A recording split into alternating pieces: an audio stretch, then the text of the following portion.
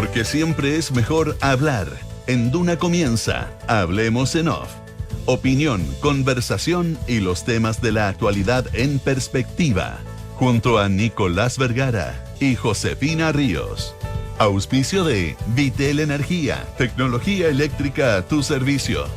Mejora tu inversión con Larraín Vial. Somos GTD, más que tecnología. Los beneficios únicos de tus tarjetas BCI suenan bien. Planifícate y viaja sin límites con Mita. Prudential AGF, en alianza con AFP Habitat. Tu vida más tranquila, tu vida más consorcio. Y digitaliza el área de recursos humanos con Talana. Duna. Noticias y sonidos de tu mundo.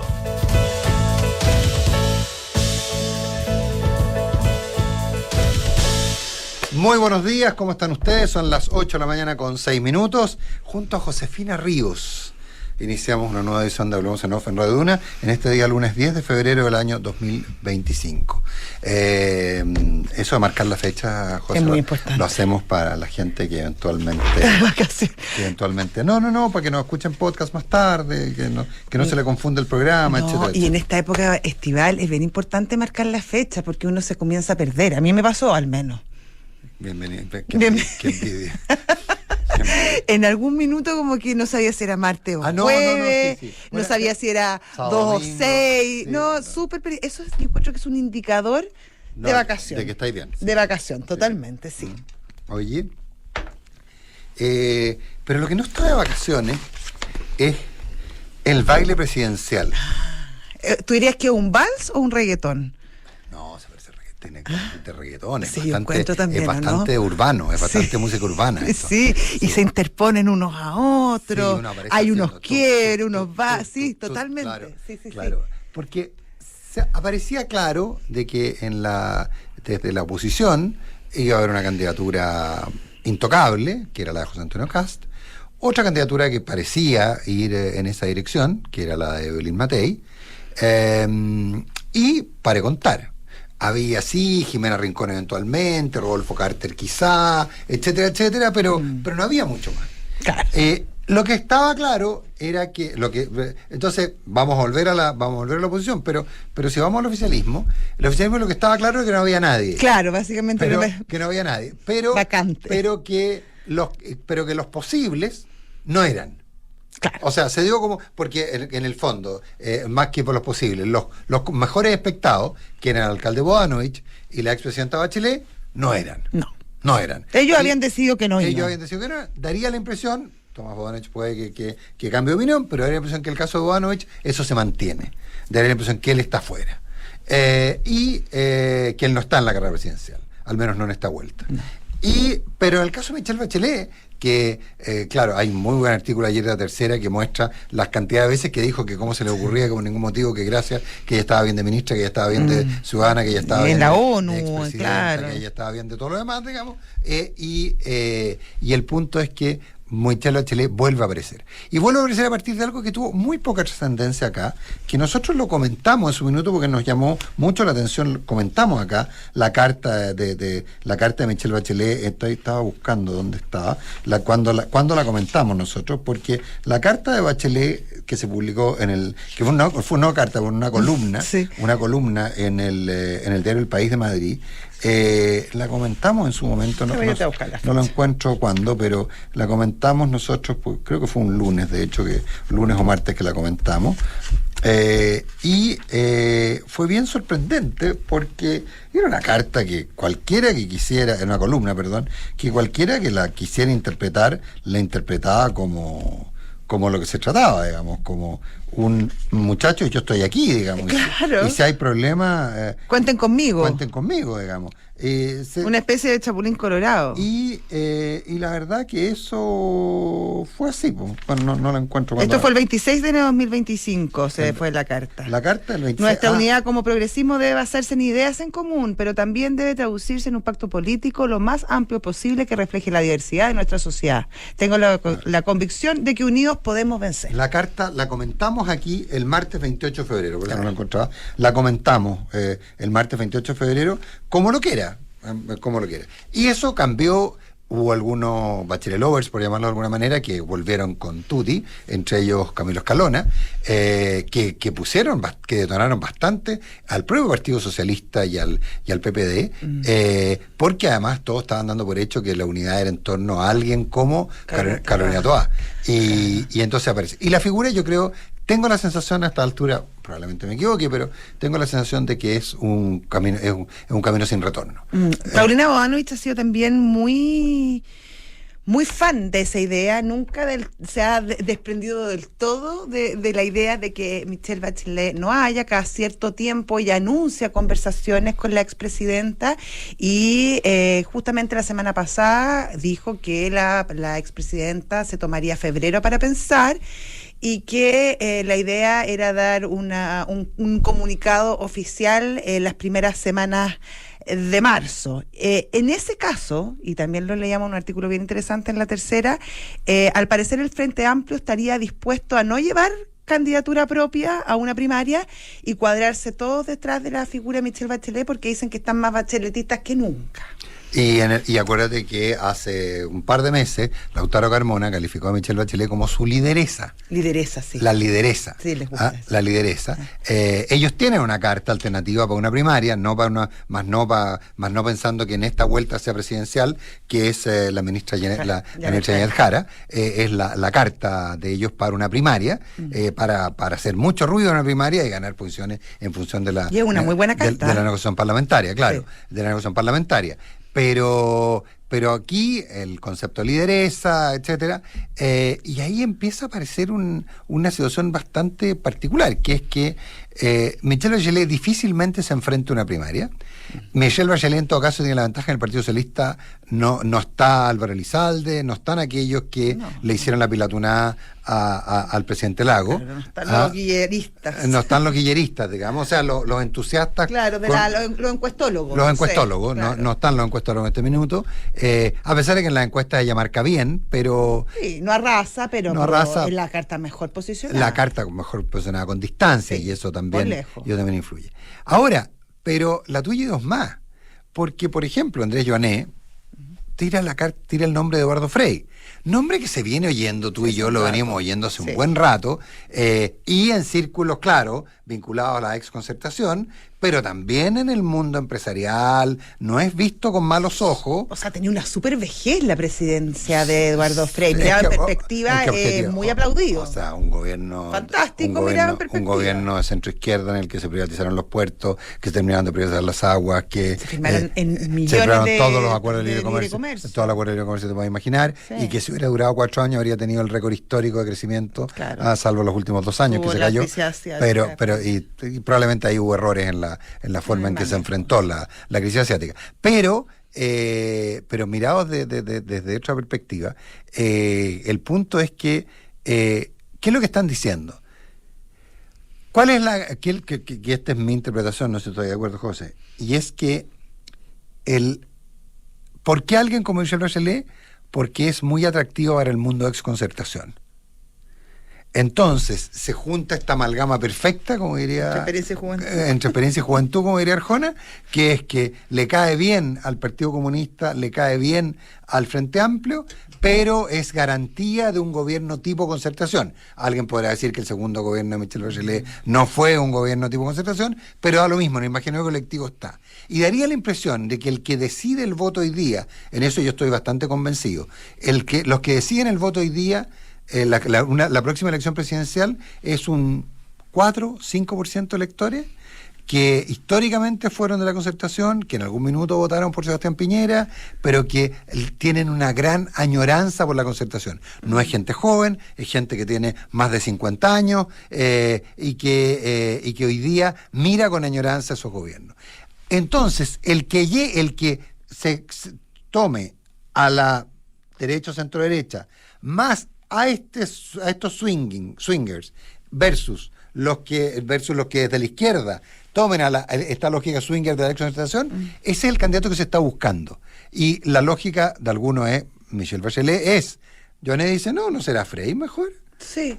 Si ya que estamos en esta, ¿Por qué no nos decidimos? Buscamos digamos? un concertacionista Un real, de concertacionista tomo y lomo. de tomo y lomo, que Sí, ahora, yo creo, claro, el que el voto sea obligatorio en esta elección cambia bastante las perspectivas, porque acá hay que apelar, claro, como dices tú, a un electorado mucho más amplio, mucho más de centro. Se ha demostrado en las últimas elecciones que han tenido el voto obligatorio. Ya no apela tanto a los extremos o a los semi-extremos, sino que más a una cosa más de consenso. Y en ese sentido, claro, figuras como Eduardo Frei o Michelle Bachelet podrían tener buenas opciones. Sin embargo, en el caso de Michelle Bachelet, yo creo que ese panorama es más complicado, porque Michelle Bachelet se va a tener que hacer cargo de su segundo gobierno. Un gobierno que, convengamos, dejó las bases sentadas para innumerables problemas que estamos viviendo hoy. Y me refiero al cambio del sistema político, sí. Me refiero a la reforma tributaria del exministro Arena, que es sindicada, y la verdad que si uno lo ve con los números y con las cifras, como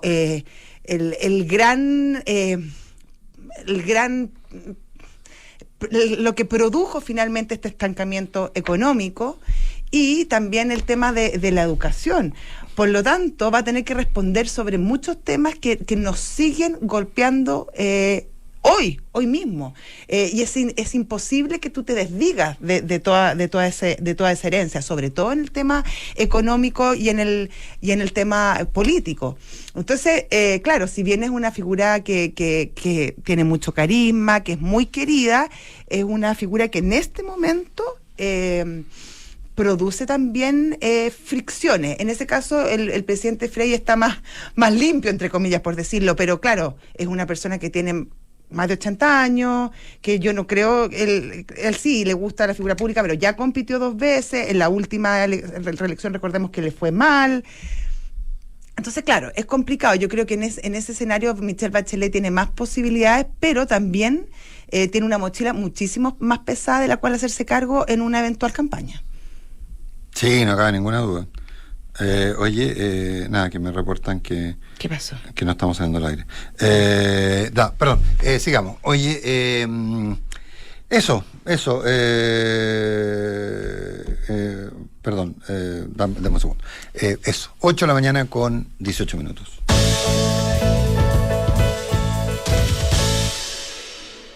¿Qué cosa más complicada que los exit polls?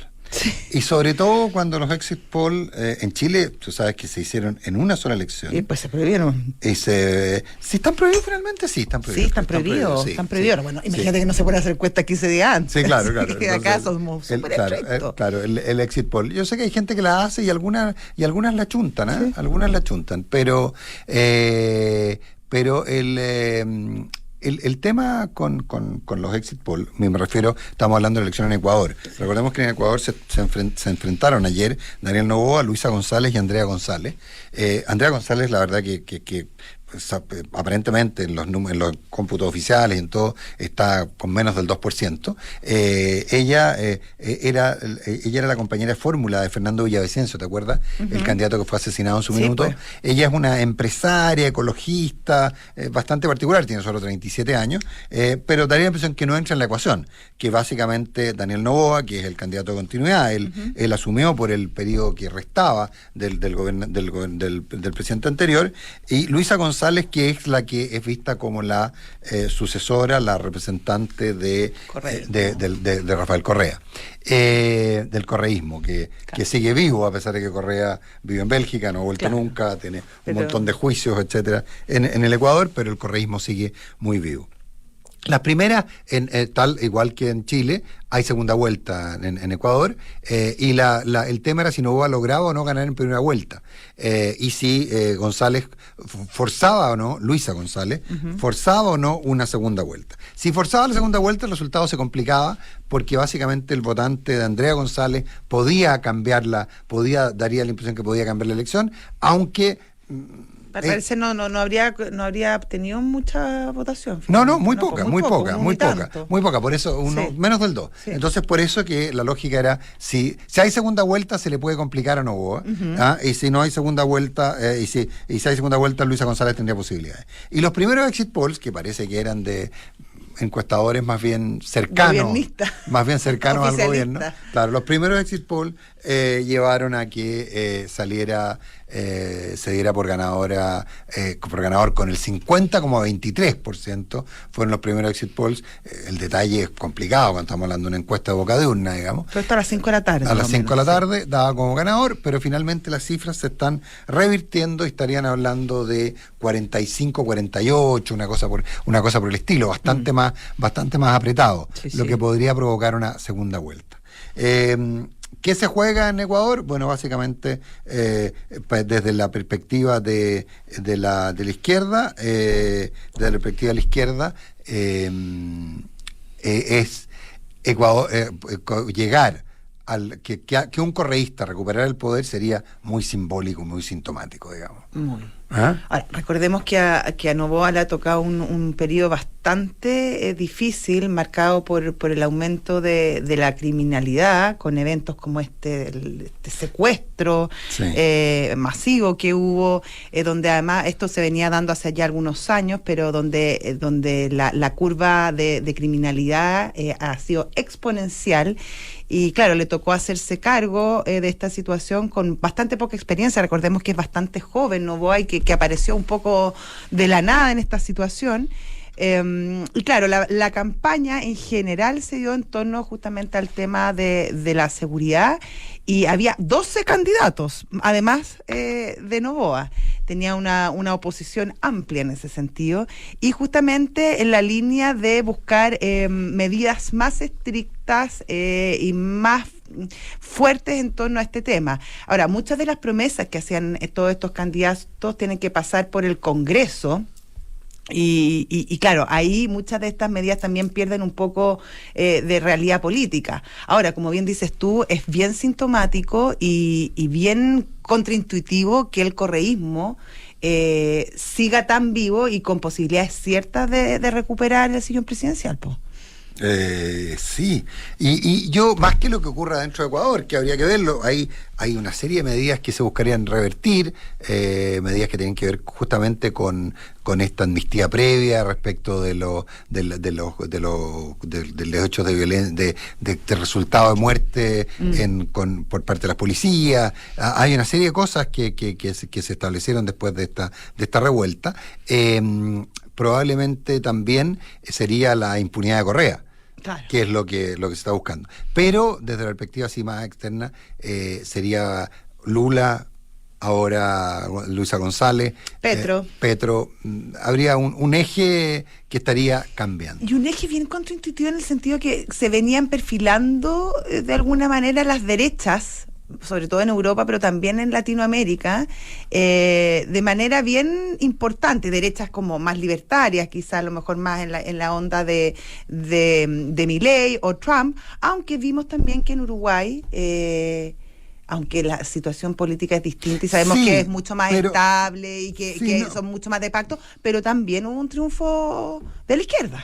Sí, y hay que mirarlo como un triunfo de la izquierda, y era planteado así. Entonces ahí también, y eso en función de ir mirando lo que va a pasar en Chile. Entonces ahí... Acá no hay carreras ganadas. No, pero hay carreras avanzadas. A mí una de las cosas que más me impresionaba de todos los discursos en la discusión de la reforma previsional era que esto lo que convenía era hacerlo ahora para que en el próximo gobierno no hubiera presiones, digamos, dando por hecho que la elección estaba ganada por parte de la derecha y la centroderecha.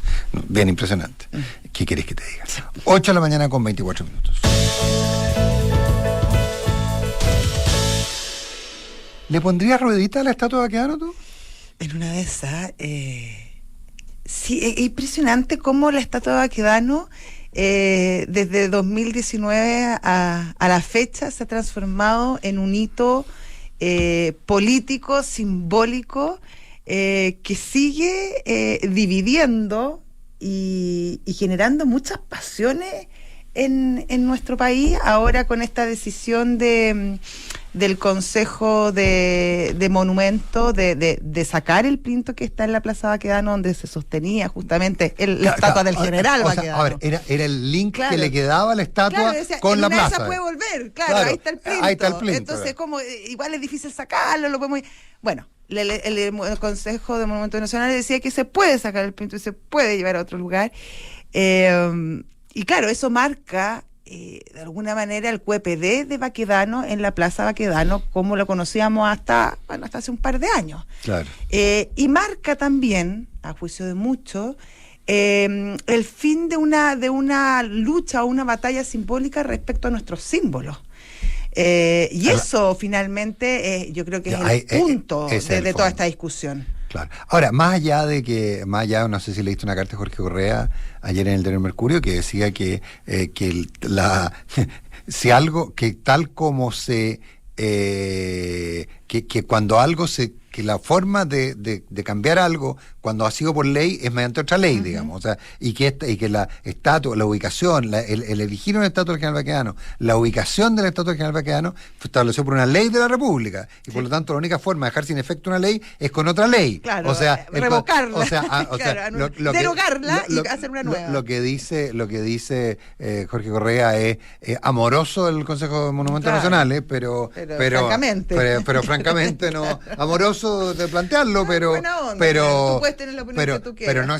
pero no tiene la decisión, porque eso habría que hacerlo por una ley. Imagínate además que un proyecto de ley sobre reubicación de la estatua del general Baquedano, cómo se convertiría en el ícono de toda la discusión octubrista. Sí, y en pleno periodo de campaña presidencial. Claro. Ahora, pero si uno sigue el criterio jurídico de Jorge Correa, que en muchos de los casos ha sido muy aceptado, es lo que habría que hacer. Entonces, imagínate lo que te estás agregando lo que te estás metiendo en la mochila, digamos. Claro, yo creo que este gobierno en particular ha sido poco delicado, por decirlo de alguna manera, con el tratamiento jurídico de los asuntos y las implicancias legales, constitucionales de ciertas decisiones.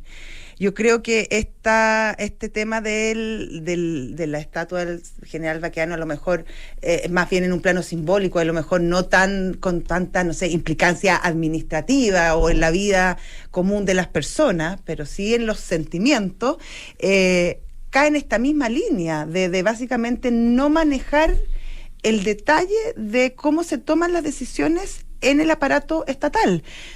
En otro rubro, y no tiene mucha relación, pero es lo mismo que pasó con el tema de la casa de Allende. De Guardavieja, claro. El de Guardavieja es, oye, tú no le puedes comprar una casa, tú no puedes hacer negocios con un ministro, tú no puedes hacer negocios con un senador. No, pero es que esto es, tú no puedes sacar una estatua y llegar y ponerla en otra parte porque fíjate que te dio la gana. Y ahí hay un desconocimiento profundo de cómo funciona el Estado. Y yo creo que también hay un tema relevante ahí. En el sentido de conocer cómo se hacen las cosas y que finalmente estas decisiones no se toman con voluntarismo. Hay un tema ahí que es bien importante y que obviamente cuando tú lo soslayas o por ignorancia o por negligencia o por equivocación o por qué sé yo, la respuesta es que la oposición tome justamente estos hechos para decirle, oye, si acá así no se hacen las cosas. Un querido profesor mío ya fallecido, muy tempranamente además, decía que 2 más 2 siempre son 4, salvo que sea el resultado de una asamblea universitaria. ¿Tú lo dices por el asambleísmo? Claro, no sé. Pero es que, pero lo digo bien en serio. ¿Sabes, José? Lo que pasa es que de repente hay una lógica que todo se resuelve con política y todo se resuelve con acuerdo. Entonces, si estamos todos de acuerdo, por ejemplo, en que hay que honrar la memoria de Salvador Allende, ¿por qué la ley va a ser si estamos todos de acuerdo, nosotros tenemos más legitimidad que la ley? Porque estamos todos de acuerdo. Entonces viene esa discusión. Entonces, es atingente a este tema también. Porque la sociedad está de acuerdo en que no podemos dividirnos en función de una estatua. Ya, ok. Lo que pasa es que yo creo que ese diagnóstico ya parte de una cierta manipulación. De lo que tú quieras, pero que en el fondo, finalmente, el acuerdo está por sobre cualquier otra cosa. Y yo te diría que esto uno lo ve en los planteamientos que se ha hecho sobre Dominga. Uno puede ampliarlo a prácticamente todo, Sí. a prácticamente todo. Es decir, en términos de que la convicción democrática existe, en tanto la mayoría de alguna forma esté de acuerdo con algo, más allá que los instrumentos legales disponibles lo limiten o lo regulen. Sí. Eso yo creo que es muy fuerte y está súper instalado en la cabeza de no poca gente. Entonces, ese para mí es el problema. ¿Sabes qué, Nico? Y esto a lo mejor ya es una disquisición media loca mía, pero tiene mucho que ver finalmente con el lenguaje que se utiliza. También. Cuando tú habitas un cargo y no ejerces un cargo, pasan estas cosas. Claro. Tú estás habitando, tú estás, entonces conversamos, estoy acá, estoy allá. Cuando tú ejerces un cargo, te limitas a hacer lo que el cargo te obliga y lo que el cargo exige de ti. Y eso significa seguir la legalidad y el job description. Esto se hace, Pero con detalle. Con detalle, porque tú estás ejerciendo cierta Claro. calidad, cierto cargo. No lo estás habitando, si uno no está habitando Y los que- cargos. y que Uno yo- no habita la presidencia, uno no habita los ministerios. Uno ejerce como presidente, uno ejerce como Claro. ministro, como senador, como diputado, como alcalde, como ingeniero. Y que tiene que ver con la lógica de que yo voy a tener que, cuando yo sea presidente, cuando alguien es presidente, yo no voy a ser presidente nunca, cuando alguien es ¿Quién presidente, sabe? cuando alguien es presidente, tiene que entender, por ejemplo, ¿cuándo se llega a la madurez política? Cuando se hacen propias ideas que no se comparten. Que no se comparten del todo, no estamos hablando de ir contra los Y principios. lo dijo muy bien el alcalde Bodanovich hace un par de meses en una entrevista, cuando dijo, vamos a ver realmente la madurez y cómo ha evolucionado el Frente Amplio cuando nos vuelva a tocar ser oposición. Y yo creo que fue una frase muy lúcida. Muy lúcida. Y yo creo que también parte del criterio del buen ojo político que tiene el alcalde Bodanovich, y también probablemente una de las razones por qué no quiere ser candidato en esta pasada. Probablemente. 8 de la mañana con 31 minutos. Oye, antes de irnos al corte, les quería recomendar encarecidamente una entrevista que se publicó ayer en el diario Tercera. No, más que una entrevista, es una perfil. mezcla de entrevista con reportaje, con perfil, con preguntas a varias personas sí. sobre Johannes Kaiser. Es de Andrew Chernin, está publicada en la Tercera domingo. Se los recomiendo, es un perfil construido a partir de testimonios del padre de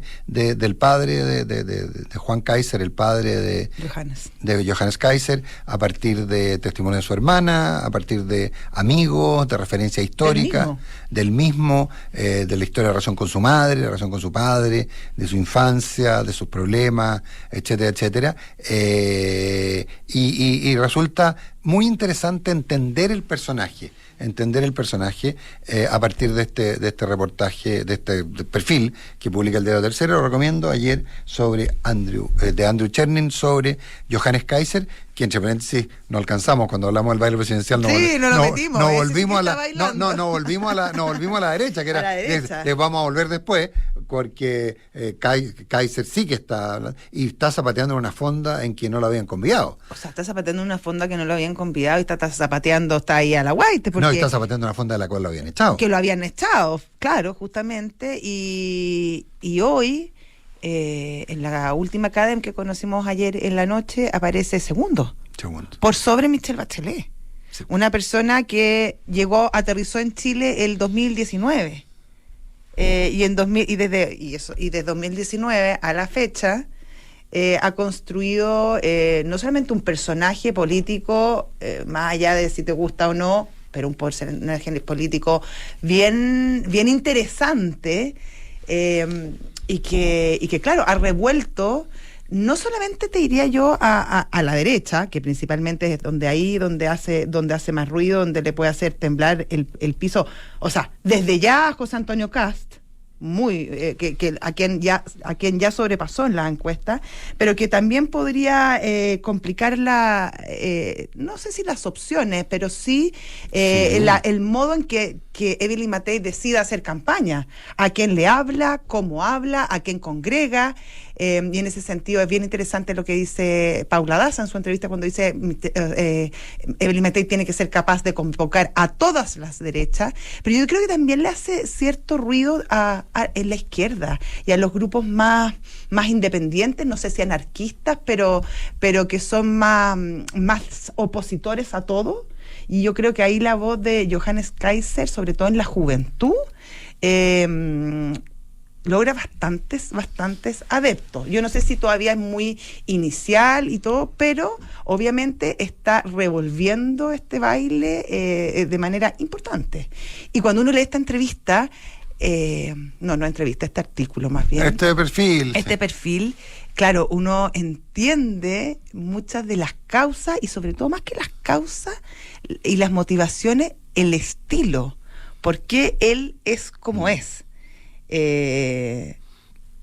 Pero también su historia lleva a que mucha gente eventualmente pueda empatizar con él, porque es una historia bastante atípica, distinta. Donde todos se sienten un poco, claro, sobre todo porque todos de alguna u otra manera somos un poco marginados o raros en algún tipo de la vida y te sientes como comprendido de alguna manera. Pero por otro lado también da ciertos indicios de que todo esto también puede tener una consecuencia más que en el discurso, en la acción, porque es un lobo solitario. ¿Con quién vas a gobernar? ¿Con quién vas a hacer alianza? El electorado muchas veces, sobre todo cuando está haciendo un voto simbólico, en primera vuelta, no piensa en eso.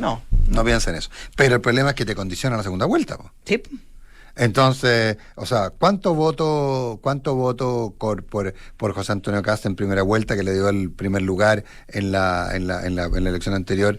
Fue un voto simbólico, de castigo, de rechazo, claro, de todo lo demás. La derechita cobarde. Pero condicionó completamente el resultado de la segunda vuelta. Completamente. 8 de la mañana con 36 minutos. Si estabas pensando salir de vacaciones tranquilamente y dejar tu hogar en las mejores manos, te tenemos la mejor opción. Desde el 14 al 11 de febrero, es decir, hasta mañana, el Seguro Hogar de Consorcio tendrá un 20% de descuento en todas sus cuotas. Contrátalo hoy en consorcio.cl. Vitel Energía, especialista en soluciones eléctricas y de iluminación. Vitel cuenta con una red logística para entregar tus pedidos en todo Chile. Visita sus tiendas o la página web vitelenergia.com. Llega a Chile Prudential AGF en alianza con AFP Habitat para que ahora tengas más alternativas de ahorro voluntario para tu pensión con Prudential AGF. Conoce más de esta alianza en prudentialagf.cl. ¿Estás pensando cómo potenciar a tu equipo y mejorar los resultados? Talana tiene un nuevo ecosistema de gestión de talento con nuevas soluciones, todas en una misma plataforma. Conoce más en talana.com.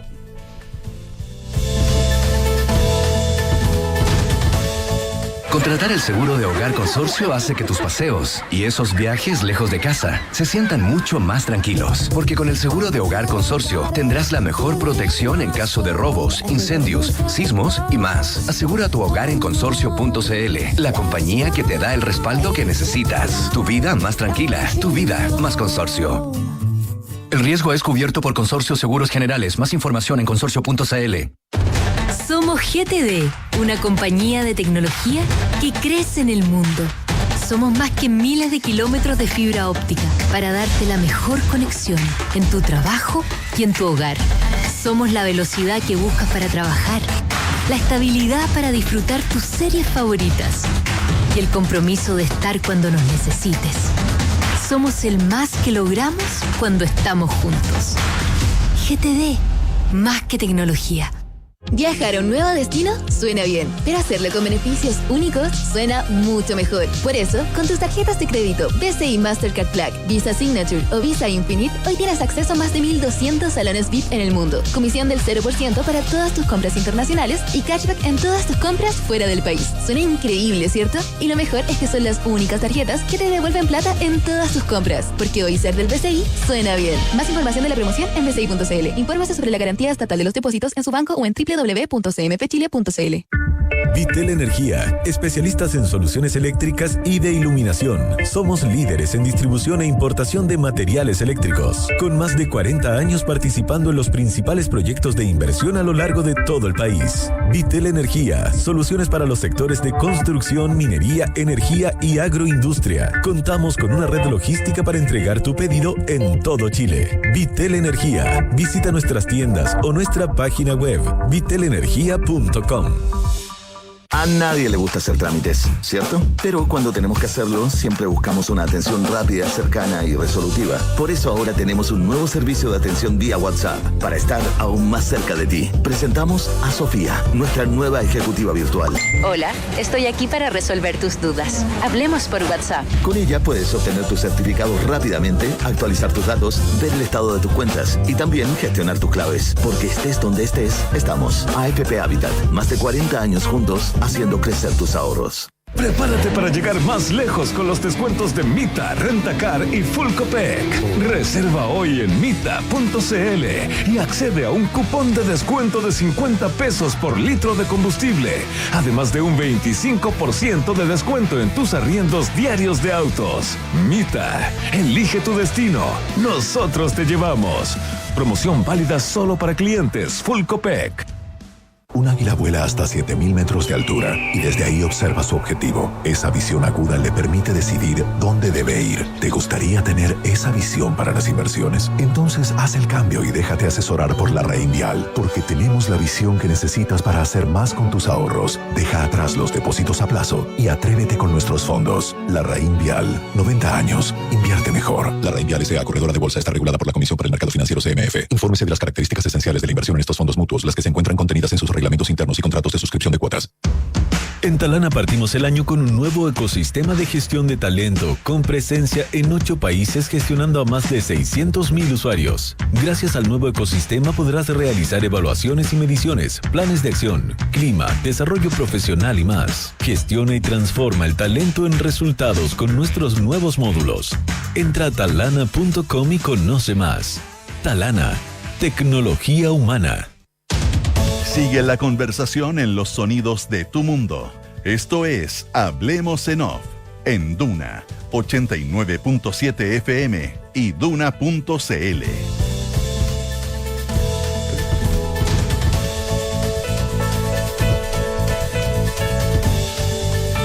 Este verano sigue disfrutando con las 3 o 6 cuotas sin interés de tus tarjetas de crédito BCI. En GTD son más que tecnología, miles de kilómetros de fibra óptica y una robusta red de data centers. Conecta tu hogar y digitaliza tu empresa con la mejor experiencia. GTD, más que tecnología. Descubre cómo puedes invertir mejor de la mano de expertos. Déjate asesorar y atrévete con los fondos de la Reinvial. Planifica tus vacaciones con Mita. Asegura tu auto al mejor precio y prepárate para llegar más lejos. No esperes más, cotiza ahora en www.mita.cl. Elige tu destino con Mita Rent-A-Car. Son las 8 de la mañana con 43 minutos y tomamos contacto con la presidenta de la Confederación de la Producción y el Comercio, Susana Jiménez. Susana, ¿qué tal? Muy buenos días, gracias por estar con nosotros. Buenos días, Nicolás, Josefina, ¿cómo están? Buenos días, Susana, ¿qué tal? Bien, gracias, pues. Ha trascendido que ustedes están, como CPC, no quieren ser indiferentes al proceso político que viene y que estarían, en el fondo, intentando tomar contacto, haciendo presentaciones, planteando la perspectiva de los empresarios respecto a cómo debería ser el próximo periodo presidencial. ¿Esto es así? ¿Cómo se materializa?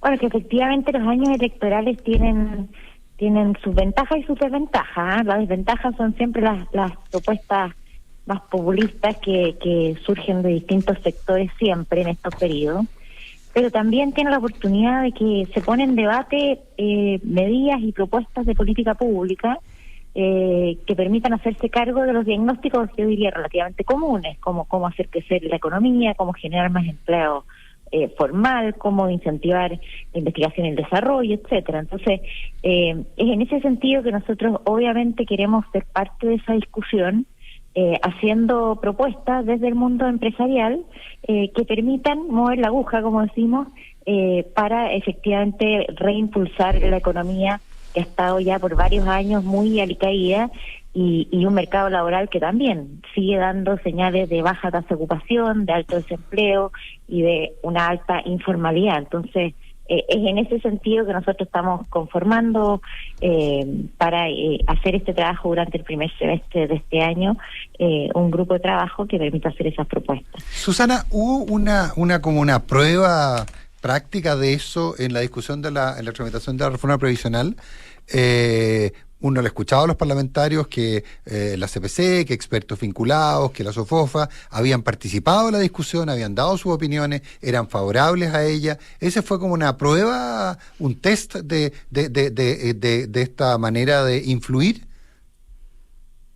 No, yo diría que son carriles totalmente distintos. Nosotros en todos los temas que son de interés público, que son transversales a las 6 ramas que conforman la CPC, siempre estamos activos, siempre damos nuestra opinión, participamos del debate legislativo, vamos al Congreso y pedimos nuestras reuniones como corresponde por lobby a las autoridades para hacer llegar nuestro punto de vista. Yo creo que es el sano ejercicio democrático el poder desde la sociedad civil, desde los intermedios, poder estar participando con la propia experiencia que tiene el mundo empresarial. ¿Y quedaron conformes con el resultado? Las implicancias que pueden tener las distintas reformas, o también en otros casos alentando que estos puedan salir en tiempo y forma, digamos, porque son necesarios para el desarrollo productivo.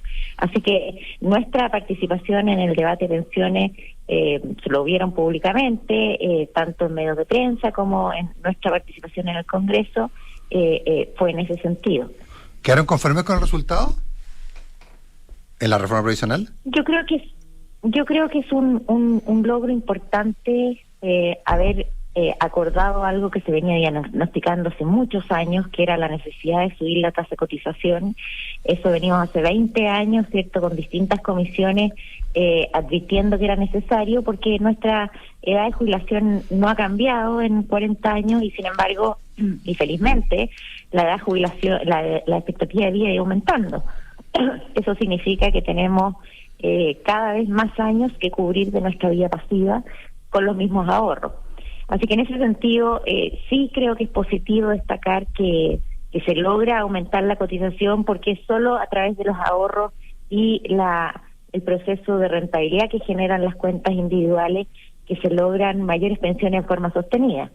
Ahora, evidentemente también se aprobaron otras medidas que va a ser muy importante ver cómo se implementan. Una de ellas es esto de las licitaciones, también la mayor participación del Estado a través del IPS, que la verdad es que podría ser una buena medida si es que aumenta la competencia, pero también tiene riesgo, y así lo han alertado muchos, de que se inicie un proceso de mayor rol del Estado y monopolización de servicios como la administración de cuentas. Algo que estaba en el origen de la reforma, pero que de alguna manera se morigeró a través de este acuerdo. Por lo tanto, yo creo que va a ser clave esta etapa de implementación, cómo se le definen los marcos de acción al IPS para que compita en igualdad de condiciones, cómo se ejecutan las licitaciones para que las personas efectivamente estén informadas y puedan optar o no por participar de ese proceso. Y bueno, algo que hemos levantado también nosotros, no solo se elevaron los 6 puntos de cotización, la verdad es que estos son 7 puntos que se elevan para el costo de contratación a raíz de la conformación, ¿cierto?, de este seguro social, y eso no es menor, aun cuando se le entrega un poquito más de gradualidad de lo que se pensaba originalmente, pero sigue siendo un costo importante que puede tener repercusiones en el mercado laboral y, por supuesto, en la informalidad, algo que creemos que hay que abordar de forma mucho más decidida. En ese sentido, Susana, me imagino también que está dentro de los temas que ustedes están estudiando justamente para presentar y tratar de influir en el debate presidencial. Ahora, ¿cómo se logra de alguna manera influir en este debate sin abanderizarse? Porque claro, hay un cuestionamiento arraigado en la sociedad respecto a la tendencia del empresariado, quien tú representas en la CPC, a alinearse con las posiciones más de derecha. A ver, la respuesta es muy simple. Primero, el empresariado es muy diverso, en pensamiento político, en tamaño. Generalmente se habla que las CPC son empresas grandes, pero se olvida que la CPC está conformada por gremios muy diversos, como es la Cámara Nacional de Comercio, como es la Cámara de la Construcción, que también hay desde grandes y chicos. Entonces hay mucha más diversidad de lo que se tiende a pensar. Segundo, los proyectos de inversión, los negocios, trascienden por mucho un gobierno. De hecho, sabemos que un proyecto de inversión puede demorar varios gobiernos si quieren empezar su construcción, dado lo largo que toman los procesos de permiso. Entonces, esto no tendría ningún sentido abanderarse. Acá lo que se hace es construir en común propuestas que tienen que ver con los sistemas tributarios, con el mercado laboral, con los permisos ambientales y sectoriales, y un largo etcétera, ¿no? Que finalmente se plasman en una serie de propuestas, lo que nosotros pretendemos hacer, y juntarnos posteriormente con los candidatos presidenciales. O sea, la idea es que estas propuestas es una invitación a actuar, cualquiera sea el gobierno de turno, porque son las propuestas que nosotros consideramos necesarias para reimpulsar la actividad económica. No hay que olvidarse que después del IMASEC de diciembre, que elevó los pronósticos de crecimiento económico del 2024, todo lo que igual todos celebramos, pero seguimos hablando de un 2,5%, algo que creemos totalmente insuficiente para adelante, ¿no? Para ser el país desarrollado que aspiramos hace tantas décadas. Ahora, Susana, convengamos que igual hay las relaciones son distintas y eso es humano. O sea, los innumerables dimes y diretes entre Ricardo Mehues, por ejemplo, y el actual gobierno, obviamente que van mermando una relación. ¿Cómo se va a dar ese trabajo? Estoy pensando sobre todo en el periodo electoral. Sí, Josefina, yo no hablaría de mermar, porque la verdad es que la actividad gremial lo que busca es siempre tender puentes de diálogo. Si nosotros no tenemos esos puentes de diálogo, difícilmente podemos incidir en el debate. Distinto es que uno pueda discrepar, y yo creo que no siempre tendemos a confundir el plantear discrepancias con peleas, ¿no? Y yo creo que las discrepancias son legítimas, son necesarias de plantearse en público, en privado, como se pueda, para que se internalicen en ese debate. Y en ese sentido, para nosotros es importante tender esos puentes, no solo con el Ejecutivo, con todo el espectro político del Poder Legislativo, porque esa es la forma que nosotros tenemos de tratar de incidir, ¿no? Que es lo que finalmente buscan los gremios. Si es que hay más afinidad en la agenda o no, bueno, es parte de un proceso donde ha habido, variantes en miradas políticas. Por supuesto, es cierto que esta administración, particularmente al principio, no tuvo en agenda temas tan relevantes como el crecimiento económico, como la seguridad, y sí tenía una agenda profundamente refundacional en algunos temas, pero también el sentarse a dialogar, el alcanzar acuerdos en el mundo político, habla de que hay al menos una voluntad de buscar puntos de acuerdo, y en eso es donde nosotros tratamos de aportar desde la mirada empresarial, que yo no la minimizaría, ¿no? Finalmente la actividad privada es el motor del crecimiento de los países, y por lo tanto el poder aportar con aquellas condiciones habilitantes para reimpulsar la actividad económica, creemos que es un deber moral, porque un país que no crece no le da oportunidad a su gente. Entonces queremos estar en esa discusión, cualquiera sea el color político del gobierno turno. ¿Ustedes concuerdan con la visión bastante optimista que han tenido las autoridades económicas del gobierno en el último tiempo? Pues se habla, a partir de los catastros de la Corporación de Bienes de Capital, de inversión récord, se habla los números no lo hablaban mucho, pero el propio presidente de la República habló del gran crecimiento, etcétera, etcétera. ¿Ustedes avalan esto, por ejemplo, que la inversión esté volando por los aires y que estemos creciendo pese a todo? No, objetivamente la inversión no está volando por los aires. La verdad es que lo que hemos visto 2 años de inversión cayendo, el rebote que va a tener este año tiene mucho que ver con eso, con base de comparación. El catastro que hace la Corporación de Bienes Capitales son expectativas de inversión hacia adelante que ojalá que se concreten, siempre tienen una carpeta importante de inversiones. Yo diría que hoy día, claro, en la minería uno ve que hay proyectos particularmente de expansión de minas y expansiones muy asociadas a las caídas de ley de las minas existentes, pero seguimos viendo sectores muy alicaídos, entre ellos la construcción. Los datos de diciembre lo que reflejaron es, claro, repuntes importantes, pero que no sabemos todavía si son extendibles en el tiempo. Uno tiene mucho que ver con el comercio por compras de turistas argentinos, eso elevó los datos de comercio. Lo mismo pasó con la producción de cerezas, que tienen su estacionalidad en el mes, pero yo creo que falta todavía ver qué pasa en la economía en al menos los primeros 3 meses de este año, como para pensar que eso es un punto de inflexión. Yo creo que celebramos el buen resultado de diciembre, pero pensar que esto ya marca tendencia es un poco prematuro. Todos quisiéramos que así fuera, pero las señales no apuntan necesariamente en esa dirección. Lo mismo pasó con el sector servicios. Servicio prácticamente en términos desestacionalizados no creció. Entonces todavía teníamos muchas señales que se suman a un mercado laboral que ya pareciera que no hemos acostumbrado, pero tasas de desempleo sobre 8% no son lo que uno esperaría o lo que vimos en el pasado, y por lo tanto tenemos que esperar un poco. Tenemos un contexto internacional que tampoco es el más fácil, que puede significar una ralentización en la baja tasas de interés, una situación fiscal compleja que también genera presiones de gasto. Entonces yo diría que el cuadro todavía es muy incierto y eso hace pensar que los pronósticos 2025 van a andar en la cercanía del 2,5%, y hacia adelante es lo que tenemos que cambiar. Un comité experto que pronostica crecimientos bajos 2% en los próximos 10 años, la verdad es que es algo que tiene que llamarnos a la acción, ¿no?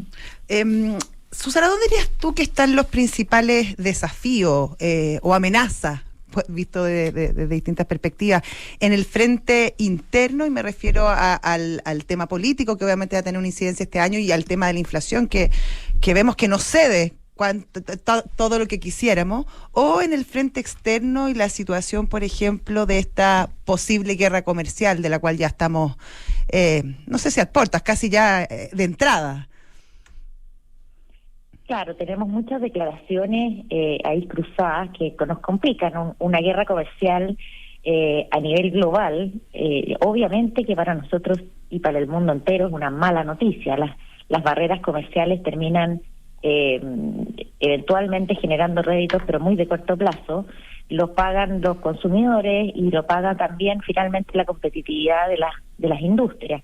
Una guerra comercial entre China y Estados Unidos solo es mala noticia para nosotros. Son nuestros principales socios comerciales y cualquier impacto en sus economías redunda en la demanda por nuestros productos. Ni hablar, claro, con anuncios como los que se han mencionado, de poner aranceles directamente a la exportación de commodities como el cobre. Hablaban del cobre, el aluminio y el acero. Por supuesto que eso nos preocupa y esperamos que no se materialice. Por lo tanto, el ambiente internacional no es fácil. Si hay aumento de aranceles en Estados Unidos, va a significar presiones inflacionarias, lo que significa que también las tasas de interés allá van a mantenerse en niveles más elevados por más tiempo, y eso de nuevo repercute en la política monetaria nuestra. Yo sí espero que las tasas en Chile continúen bajando, a lo mejor a un ritmo menos acelerado, dado las presiones inflacionarias internas también que tenemos, pero que gradualmente vayan bajando, y que, como te decía, esta anuncios de aumentos de aranceles internacionales sea más bien un instrumento de negociación que la posibilidad de que se materialicen, porque nada nos beneficia a nosotros que eso ocurra. Así que claramente el frente externo es un factor de riesgo. En lo interno, yo diría que preocupan las cifras fiscales, y preocupan porque finalmente es algo que termina incidiendo en nuestro nivel de deuda como país, y eso tiene un impacto obviamente en el acceso a financiamiento a tasas más bajas, sobre todo preocupa que haya que hacer correcciones en los pronósticos de la profundidad que se han hecho durante las últimas semanas. Así que esperamos que tal como lo ha dicho el ministro, haya planes de remediación, porque de lo contrario vamos a seguir viendo déficits fiscales importantes y con eso aumentos de deuda pública que por supuesto nos ocupan, ¿no? De acuerdo a su experiencia, ¿qué hubiera pasado en el mundo privado si alguien se equivoca en ese nivel con los presupuestos de una compañía e influye de esa manera en los resultados, por lo tanto? Bueno, evidentemente el mundo privado tiene una gran preocupación por la gestión, por los resultados, por el desempeño y por lo tanto lo más urgente es tomar acciones de remediación, o sea, cómo finalmente tú resuelves un desequilibrio tan grande y un error de diagnóstico que supera los 3.000 millones de dólares, ¿cierto?, en la estimación y por lo tanto urge tomar acciones y de cara a la ciudadanía con la mayor transparencia, ver qué es lo que falló en esos pronósticos, por qué no se hicieron a tiempo, porque la verdad es que muchos expertos ya a mediados de año, en el tercer trimestre, alertaban que los resultados que se esperaban para el año eran imposibles porque no se iban a generar los ingresos que se esperaban. Susana, y los ahorros de gasto han sido más bien tenues para lo que realmente se necesita. ¿Pero tú hubieras despedido a tu gerente de finanzas en esta situación? Si hubiese hecho ese cálculo así... No es una respuesta que voy a dar. No me corresponde, francamente. No, pero si fuera tu empresa. ¿Qué hace el Ejecutivo con sus personas de confianza? Pero yo como ciudadana y como líder gremial, yo sí espero total transparencia en ver qué pasó y cómo se va a remediar. Susana Jiménez, presidenta de la Confederación de la Producción y el Comercio, 1.000.000 de gracias por haber estado también conversando con nosotros. Gracias, Susana, hasta luego. Muchas gracias a gracias, ustedes. Ana. Un saludo a los auditores. Gracias. A ti, pues. Nos vemos mañana, pues. Sí, pues. Nos vemos mañana, Josefina Ríos. Chao. Buenos días. Esto fue Hablemos en Off, un clásico de la opinión y la conversación de actualidad. El día avanza con las voces de Duna 89.7 FM y Duna.cl. Duna, sonidos de tu mundo.